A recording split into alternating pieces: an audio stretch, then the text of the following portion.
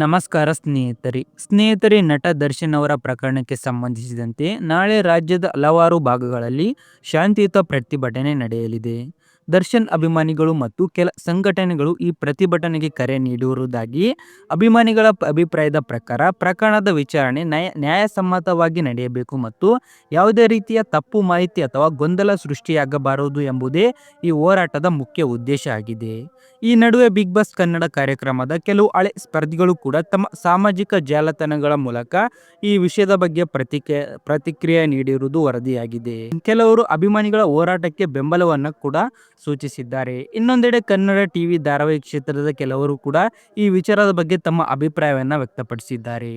ಹಾಗೆ ಅದೇ ರೀತಿ ಕನ್ನಡ ಚಿತ್ರರಂಗದ ಹಿರಿಯ ನಟ ಶಿವರಾಜ್ ಕುಮಾರ್ ಅವರನ್ನ ಭೇಟಿ ಮಾಡಿದ ಕೆಲ ಅಭಿಮಾನಿಗಳು ಈ ವಿಷಯದ ಬಗ್ಗೆ ಮಾತನಾಡಿದ್ದಾರೆ ಎಂಬ ಮಾಹಿತಿ ಕೂಡ ಹರಿದಾಡುತ್ತಿದೆ. ಕಾನೂನು ಪ್ರಕ್ರಿಯೆ ನ್ಯಾಯವಾಗಿ ನಡೆಯಬೇಕು ಮತ್ತು ಸತ್ಯ ಹೊರಬರಬೇಕು ಎಂಬುದೇ ಮುಖ್ಯ ಎಂಬ ಅಭಿಪ್ರಾಯವನ್ನು ಅವರು ವ್ಯಕ್ತಪಡಿಸಿದ್ದಾರೆ. ಸ್ನೇಹಿತರೆ, ಈ ವಿಷಯದ ಬಗ್ಗೆ ನಿಮ್ಮ ಅಭಿಪ್ರಾಯನು ನಿಮ್ಮ ಅನಿಸಿಕೆ ಕಮೆಂಟ್ ಮೂಲಕ ತಪ್ಪದೆ ತಿಳಿಸಿ. ವಿಡಿಯೋ ಇಷ್ಟ ಲೈಕ್ ಮಾಡಿ, ನಮ್ಮ ಚಾನೆಲ್ನ ಸಬ್ಸ್ಕ್ರೈಬ್ ಮಾಡಿ.